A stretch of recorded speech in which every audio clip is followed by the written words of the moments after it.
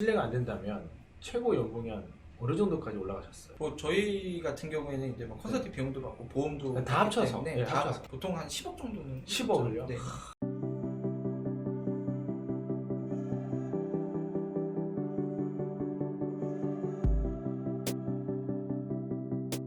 네, 반갑습니다. 보만세 시청자 여러분, 김성욱입니다. 자, 오늘은 우리 박근영 대표님이라고 법인 영업에 정말 숨은 고수세요. 제가 얘기를 들어보니까 법인 영업을 정말 제대로 하시고 그거에 대한 연봉, 수익 이것도 정말 대단하시더라고. 그래서 제가 오늘 굉장히 어렵게 모셨고 주식회사 J2 대표님, 우리 박근영 대표님을 모시고 이야기 나눠보겠습니다. 자, 대표님 자기소개 한번 부탁드리겠습니다. 네, 안녕하세요. 처음 뵙겠습니다. 주식회사 데이트의 박근영이고요. 또한 KBG 프라임을 또 운영하고 있고요. 또 ISO 9000이 14000이 연수기관을 운영하고 있는 박근영이라고 합니다. 반갑습니다.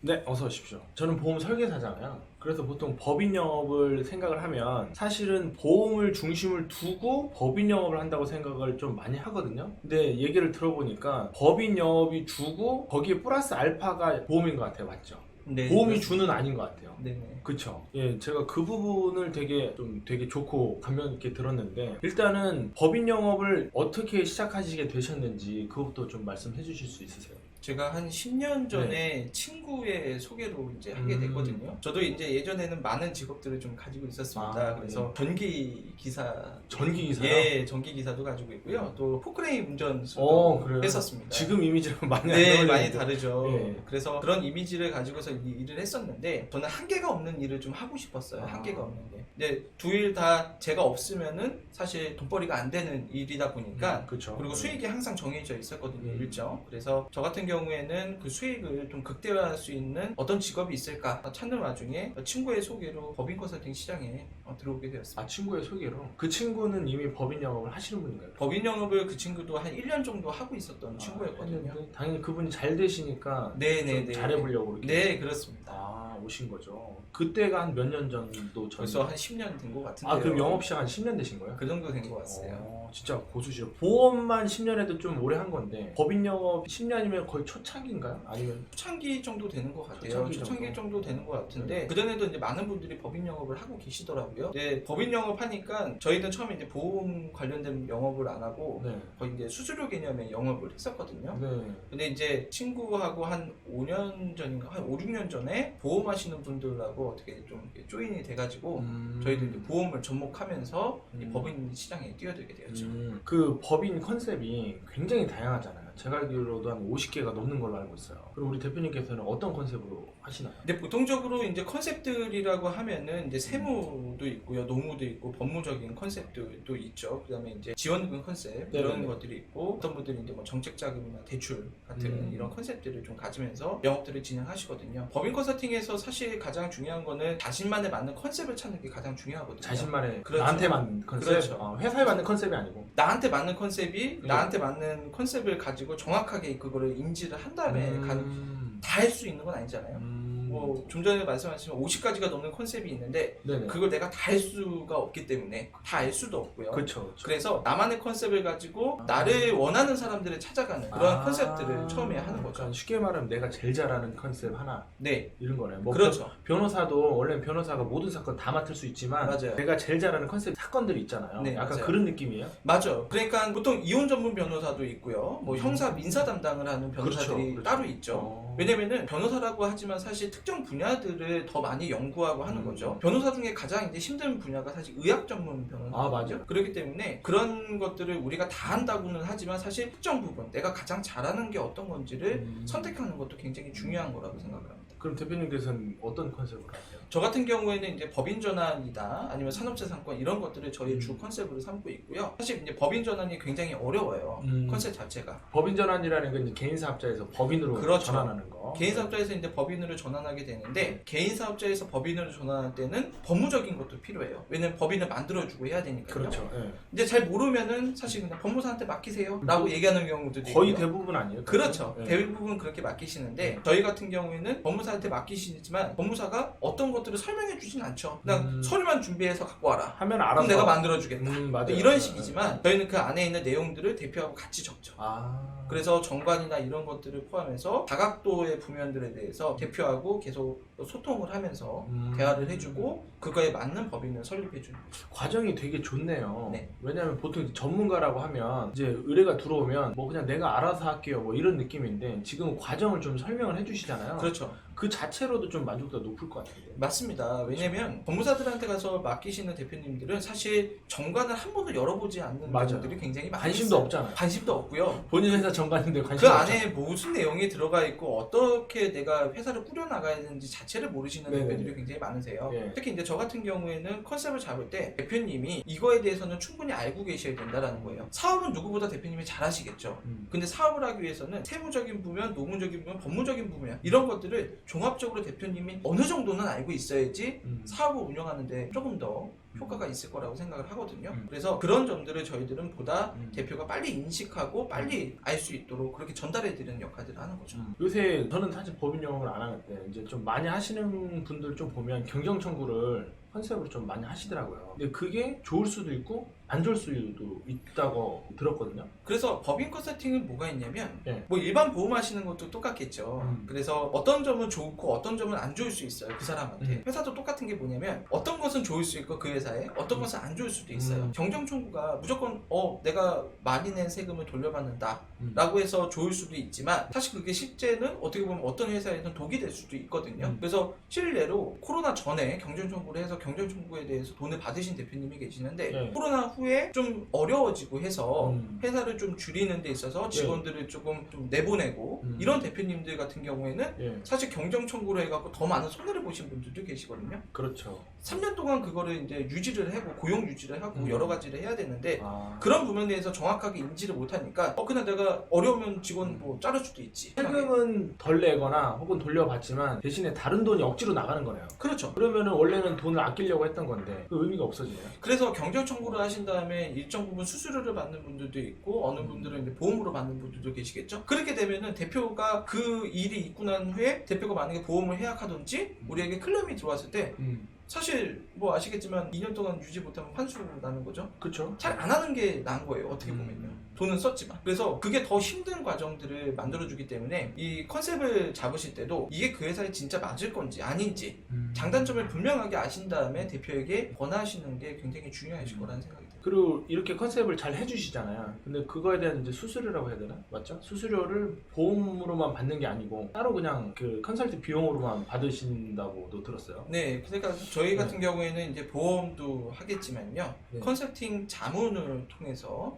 또 컨설팅 비용을 또 받거든요. 예. 그거는 뭐냐면 어차피 이제 대표님들 중에서 이제 보험을 또 싫어하시는 분들도 있고 요즘에는 너무 많은 분들이 아시기 때문에 어떤 대표님들은 사실 보험 설계사보다 보험을 더 잘하시는 분들도 계세요. 맞아요. 그래서 하도 많이 있으니까. 이거를 가입하게 되면은 내가 어느 정도는 뭐 받는다 뭐 이런 것도 다 아시는 분들도 있고요. 그래서 대표님들에게는 보험을 만약에 안 하시고 싶으신 대표님들 같은 경우에는 저희들이 컨설팅 비용으로 제안을 드리고요. 그 비용 일정 부분의 비용들을 저희들이 해서 받게 되는 거죠. 그런데 그 수익이 더 많죠? 그렇지 않아요? 보다? 그렇죠. 저희 그렇죠. 회사의 특성상 시작 자체가 이제 컨설팅 회사로 시작을 했기 때문에 사실 저희는 그게 더 수익이 많죠. 컨설팅 비용이 최고 많이 받은 게 얼마세요? 제가 이제 회사를 어떤 회사냐면 한 6억짜리 정도 매출을 올리는 회사였는데 그 회사를 월 6억이요? 연 6억. 아, 연 6억이요? 연 6억짜리 회사였는데 그 회사를 이제 처음 컨설팅에 들어가서 대표하고 이제 많은 얘기를 나눴어요. 대표는 그때 가지급금이 뭔지도 몰랐고요. 근데 그 회사 같은 경우에는 가지급금이 10억이 있었거든요. 아. 근데 그 대표님께서도 맨날 인정이자도 내시고 모두 하시면서 회사를 좀 키워나가시는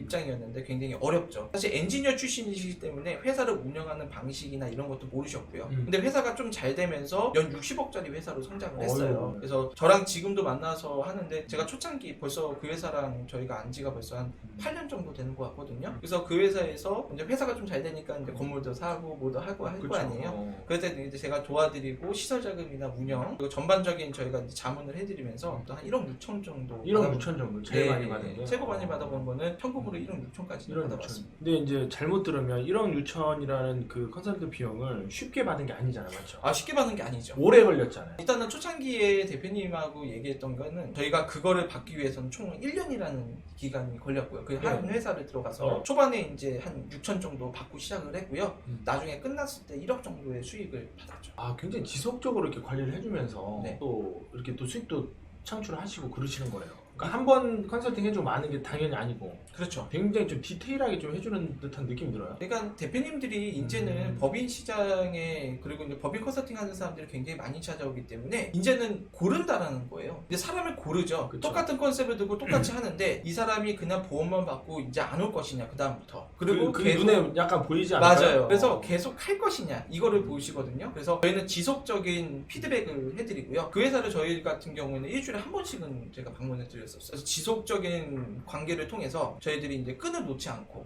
계속 이제 자문을 하면서 운영을 한 결과 사실 이제 좋은 결과가 있었고요. 어차피 이제 뭐 그 회사 그만큼의 수익을 얻을 거라는 생각은 저도 사실 못했거든요. 근데 대표님의 마인드도 굉장히 좋으셨고요. 대표님이 이 정도 됐으니까 이 정도 하자라는 대표님의 제안도 해주셨기 때문에 그 정도의 수익을 좀 받았다라는 생각이. 아마 많은 분들이 좀 궁금해하실 것 같은데 이렇게 법인 시장은 어떻게 돼서 이렇게 개척을 하거나 만드시는 거예요? 처음에 저희 같은 경우에도 법인 시장에 돌방도 나갔었고요. 저도 돌방도 나갔었고 네. 그리고 이제 뭐 전단지도 뿌려보고요. 처음에 했었는데 지금 가장 어려운 시기이실 것 같아요. 이제 코로나 때문에 네네. 사실 돌방은 이제 어렵고요. DB를 받아서 나간다는 것도 굉장히 어려울 수 있어요. 그렇죠. 그래서 쉽게 대표들을 만나서 처음에 컨택할 수 있는 거. 우리가 어떤 물고기를 잡는 데 있어서 어떤 미끼를 쓰냐가 굉장히 중요한 거거든요. 맞아요. 일단 대표를 만나야지 우리가 뭐 이것도 얘기하고 저것도 얘기하고 할 거 아니에요. 그렇죠. 그래서 가장 쉬운 걸로 접근하시는 분들이 요즘에 이제 컨셉들 중에서는 뭐 고용지원금, 고용지원금. 예, 고용지원금으로 컨셉을 잡아서 하시는 분들도 계시고 아니면 이제 정책자금, 지원금 이런 형태를 통해서 대표님들이 받으실 수 있고 회사에서 조금 더 예, 받으실 수 있는 그런 지원금 형태로 영업을 하시는 분들이 많이 있거든요. 일단은 미끼를 먼저 이렇게 준다 그게 맞는 건가요? 맞죠? 무조건 가가지고 컨설팅 받으세요가 아니라 그렇죠. 미끼가 그리고 자기네 회사가 어떤 게 필요한지도 몰라요, 대표님들은. 아, 그래서 저는 어떻게 컨셉을 하냐면 저희 회사 그 카탈로그가 있는데 카탈로그 앞에 여러 가지가 써 있어요. 그래서 뭐 거기 연구소도 있고 뭐 벤처도 있고 IS도 있고 여러 가지 컨셉들이 써 있거든요. 대표한테 대표님이 지금 필요한 게 무엇인지를 거기다가 체크해 보라고 해줘. 체크리스트를 드려요. 그러면 대표님들이 체크를 하거든요. 네네. 저는 항상 제가 이제 교육 일도 하기 때문에 많은 이제 교육받으러 오시는 분들이 계시지만 그분들에게 말씀드리는 게 한 가지가 있어요.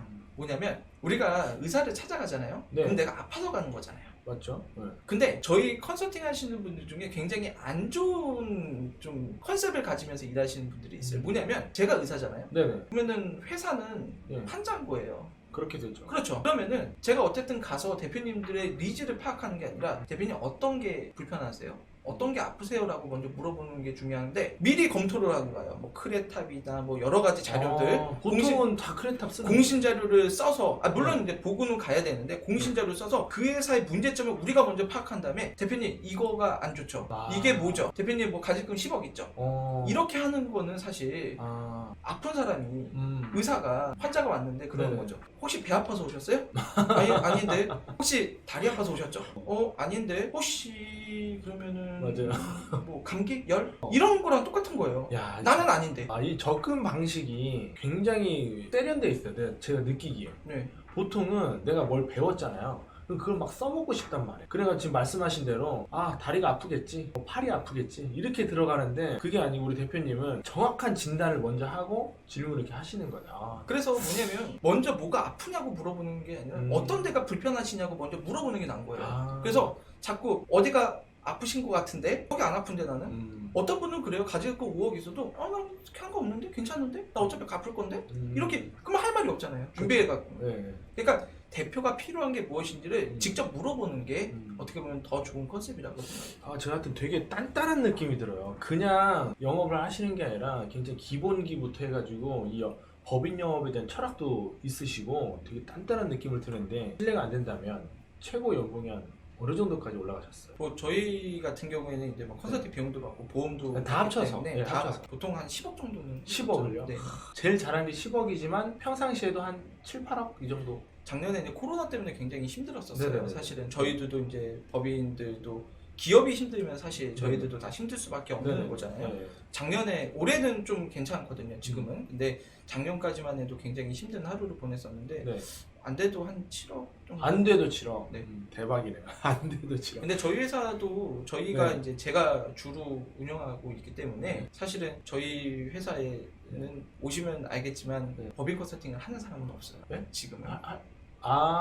하는 사람이 없다고요? 네. 법인 컨설팅 회사인데? 네. 왜요? 저밖에 안 해요. 저는 리크루팅은 안 해요. 리크루팅을 안 한다고? 네. 이거 리크루팅을 보시면 안 연락 해요. 많이 올 것 같은데. 네, 저희는 리크루팅을 안 하기 때문에 제가 이제 교육 일도 회사에서 네, 맞아요. 지금 대신에 하고 있고요. 교육은 하시고 계시죠. 네, 한국컨설턴트 양성학교라는 교육을 또 운영하고 있고 ISO 9000이 14000이 연수기간을 또 가지고 있거든요. 그래서 저희는 이제 교육하시는 분들에 집중을 해서 제가 알려드리기 위해서 사실은 밑에 이제 따로 조직을 두지 않고 일을 좀 하고 있습니다. 알겠습니다. 우리 보면서 카페에도 지금 교육이 올라와 있죠. 네네, 그렇습니다. 네, 그거 보시고 7억 보시고 싶으신 분들은 찾아가셔가지고 좀 배우시면 좋겠고, 마지막으로 우리 그 대표님 되게 대단하신데 앞으로 목표나 이렇게 계획은 어떻게 되시나요? 앞으로 목표는 이제 모든 분들이 법인 컨설팅은 좀 배우기 어렵다, 힘들다. 컨셉 자체가 좀 어렵잖아요. 예, 다른 것보다도. 그래서 이걸 보다 좀 허들을 낮추는 그러한 교육을 좀 하고 싶고요. 그다음에 어떤 분들이 길게 생각하시는 게 아니라 좀 짧게 법인 컨설팅에서 보통 법인 컨설팅 하고 싶으면 보통 6개월은 잡고 와라 이런 네네네네. 얘기들을 많이 하거든요. 근데 저 같은 경우에는 6개월까지 기다릴 수 있을까요? 과연? 못 기다릴 가능성이 많죠. 수입이 없으면서 어, 6개월까지 맞아. 기다린다는 건 사실 어렵거든요. 맞아요. 네. 그렇기 때문에 저희는 단기간에 한두 달 안에 빨리 결과물을 낼 수 있는 컨셉들을 좀 알려드리거든요. 좋네. 예, 그래서 그런 컨셉들을 활용해가지고 네네. 우리 계신 분들이 보다 좀 많이 1년이 지나고 10년이 지나도 이 업계에서 뵐 수 있도록 그렇게 하는 게 제 목표입니다. 내가 진짜 진정성이 좀 느껴지고, 법인 영업하면 약간 우리가 잘 몰라서 그런지 오해 같은 게 좀 있거든요. 근데 법인을 제대로 이렇게 좀 컨설팅 하기보다는 그냥 어떤 이제 수수료나 보험을 목적으로 가는 듯한 느낌이 있는데, 그게 확실히 아닌 것 같아가지고 참 좋았고, 하여튼 뭐 기회가 되면 또 다음번에 한번 자세하게 한번 말씀해 주셨으면 좋겠고, 나와주셔서 감사합니다. 네, 감사합니다.